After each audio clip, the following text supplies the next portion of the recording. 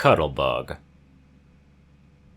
Come on, Bontron, you know you want to. In Equestria, there were some that thought they knew what disapproval was.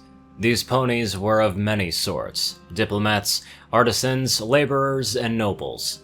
All of them came from different walks of life. All of them were of different temperaments, sizes, shapes, and education. But, to a pony, not a single one of them knew of disapproval more than Bon Bon. You see, throughout her relatively short life, Bon Bon had been honing her skill at disapproval since before she had gotten her cutie mark. Thanks to her line of work, both old and new, she had an ample opportunity to become very good at letting creatures of every sort know that she didn't care very much for what they did, were doing, or were about to do. In the end, there was no doubt about the Earth Pony's skill, the way that her eyes narrowed in disgust, and the way she furrowed her brow just so, and honing a frown that would make the greasiest snake oil salesman feel uncomfortable. It was this look she was giving to her housemate and alien from another dimension, a young, silly man that went by the name of Adonis. In most cases, such a look would have had ponies, griffins, and even dragons scrambling away. But Adonis was largely unaffected. In fact, there was a small playful smile on his face as he stared at the mare with half-lidded tired eyes. Drawing herself up to her full height, which was rather impressive, even for an Earth Pony, Bon Bon gave him a glare that could curdle milk. Adonis, get your lazy flank up. You can't lay in bed all day. Bon Bon kept her tone level, calm, with just a hint of a growl underneath it. Adonis didn't even bat an eyelash, lifting his arms from underneath a large, warm-looking blanket so he could reach out to her. Come on, Bon Voyage. Let's snuggle the day away, he said, opening and closing his hands. No. Now get up. But I don't wanna. It's nice and comfy here. Adonis yawned, letting his head flop down onto his pillow. It would be a lot more comfortable if a certain little candy mare were to hop in with me, though. Bon Bon's face scrunched up as her eyes found their way under the human's bed. There, laying right against the wall at the bed itself sat, was her broom. It was the same broom she had been using for the last 2 weeks to wake this dumb stallion up, and the very same broom that she had lost just a few minutes ago due to her carelessness. Now she had no good way of forcing Adonis to get out of his bed. Talking to him like a rational adult would be less than worthless. She knew that. She also couldn't risk jumping into the bed and physically removing it from him. Adonis might have not been as strong as an Earth Pony, but his bipedal form and long arms would make such a thing tricky. And besides, Bon Bon didn't find the idea of mare handling a stallion, even the stallion, so roughly all that appealing. But she had been in far more difficult situations than this, so if she could just figure out how to trap a hydra using nothing but a stick of bubblegum, 100 feet of bubble wrap, and her gumption, she could figure this out. Adonis, I swear to Celestia, if you don't get out of that bed, I'm gonna get a bucket of water, ice water, and dump it all over you, Bon Bon said. She took a few steps towards the bed, making sure that her hooves were extra loud against the old wooden floor. It was a tactic that she had learned back at the agency to scare larger predators. Adonis clicked his tongue. Come on, Bonaparte, he said, wiggling his fingers with greater intensity. You can be as grumpy as you want, but we both know you wanna. If you think I wanna hop into that bed with you, you're out of your noggin, Bon Bon said, rolling her eyes. As she did that, she took another half step towards the bed, eyeing the blanket covering the human's form. There's nothing but sunshine and happiness under these covers, Boninator. We'll snuggle all day. I'll run my fingers through your mane, give you all the kisses you could ever want, and tickle that pudgy little belly of yours. No pony wants you or your weird wrigglers touching them. Rude. And also incorrect. Lyra's an even bigger cuttlebug than you, Count Bonula. And if you try kissing me, I'm kicking you out of the window, stallion or not. Grumpy grump. Bon Bon snorted. And I don't have a pudgy belly. My belly is perfectly— Ha! Darting under the human's arm, Bon Bon bit down on his blanket as hard as she could and began to pull. She used all of her Earth Pony's strength, enough raw power to crush steel between her hooves. Even so, the blanket, the bed, and Adonis himself did not move an inch. Grunting, Bon Bon gave the blanket a few savage tugs, digging her hooves into the floor. From above, she could hear Adonis quietly giggle to himself. A moment later, she felt one of his hands brush along her back. Bon Bon's eyes shot open. Hitting the ground, she attempted to reach under the bed for her broom, and when she saw that she needed to properly crawl under the bed to get it, she rolled away from the bed, just out of reach of the human and his arms. Without missing a beat, she leapt back to her hooves to give him a nasty glare. Will you get out of that fucking bed? She yelled. Adonis closed his eyes, letting out a displeased grumble. But it's too early, Bonnie. It's 8 in the morning. Exactly. It's still bedtime. No, it is not. I got up at 5. I'm sorry. That must have been horrible for you. Bon Bon groaned, covering her face with a hoof.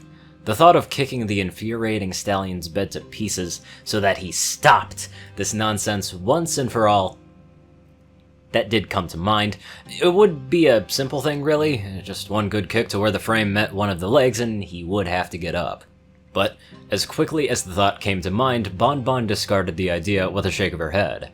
Closing her eyes, the Earth Pony took a few deep breaths. When she had calmed herself to a reasonable level, she opened her eyes and stared back at the human. 5 minutes, she said, her voice firm. If I get in that bed with you for 5 minutes, you're getting up. Adonis rolled his jaw, thinking over her proposal. Half an hour. 5 minutes. 15. 5. 12? 5.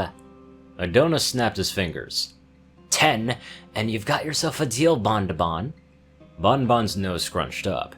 Her eyes narrowed down to slits, and she could feel a vein in her forehead bulging.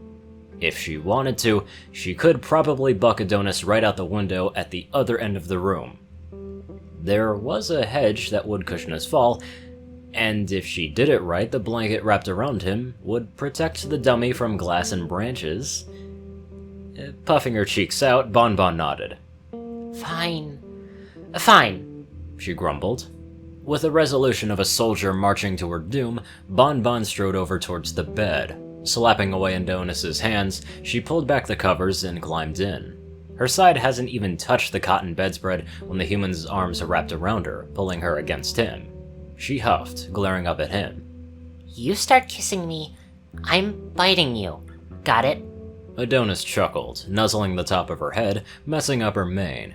Grumpy, he murmured, tightening his grip on her. Letting out a long, suffering sigh, Bon Bon threw the blanket over the two of them and turned her attention towards the clock on the wall. Your time starts now. Adonis said nothing. In fact, Bon Bon had noticed that his breathing had already slowed considerably. The human was already dead to the world, fast asleep, even as he held her. Snorting, Bon Bon shook her head. Unbelievable. Letting her head fall against the bed, she prepared herself for a very long 10 minutes. She was about to wiggle around to make herself more comfortable, only to realize that there was no need. Though he was a moron of a stallion at the best of times, she was perfectly situated against Adonis. The human's chest, annoyingly, seemed to be modeled perfectly for a pony's back. His body heat was quite a bit lower than hers, but even still, there was something incredibly soothing about it. Bon Bon gave her head a shake when she realized that her eyes were beginning to slip closed. Celestia, damn it. She grumbled. Just a couple of minutes and then I can get up and get some work done. She turned her attention back to the clock onto the wall to see that not a minute has passed. Before she could quietly curse under her breath, Adonis let a sleepy hum that caused his chest to vibrate. One of his hands made its way down to her chest to give it a full scratch. Bon Bon blinked. Horse apples. Bon Bon? Bonnie! Are you home? Lyra looked around her best friend's house as she placed her sun hat on the rack by the door. Today, both her and the candy maker were supposed to go to the market together, but Bonbon hadn't come to her house at the allotted time, so curious to what had happened to her friends, she had come to her house to see what was going on. Silence greeted her call. Lyra perked her ears up, listening very carefully to any signs of life in the house. Bonbon? She called, walking over and poking her head into the living room, then walking over and looking in the kitchen. Are you home? Did some pony-eating monster get you? Is that pony-eating monster still in the house? Because if you are Mr. Monster, I taste really horrible, so don't eat me, please. Lyra made her way throughout the lowest part of the house to see it completely empty. She made her way back towards the house's front door, a small frown on her face. Huh. Bonnie said that she wasn't doing anything today. Wonder where she went off to. She was about to make her way back outside so she could go to the market herself, but the upstairs caught her eye. Most ponies, being the respectful and thoughtful type, wouldn't have dreamed of snooping around in their friend's entire house to see where they were. Lyra, of course, wasn't most ponies. I bet she's upstairs pooping or something, she said, making her way towards the stairs. Actually, I'll go spook her. Giggling to herself, the unicorn made her way up the stairs as quickly and quietly as she could. Like the rest of the house, the upstairs seemed just as dead as the rest of it. All the doors were open and empty, all except for Adonis's room. Lyra's brow furrowed for several seconds. Trotting over to the door, she opened it and poked her head inside. Here, fast asleep, were Adonis and Bonbon. The blanket had fallen down the two bodies somewhat, allowing the unicorn to see that Bonbon was face to face with a human. A foreleg wrapped over his shoulder and her muzzle buried in his neck. Adonis, meanwhile, had his face pressed into the Earth Pony's mane, his hand placed on her side. Both Adonis and Bonbon looked perfectly peaceful, even happy.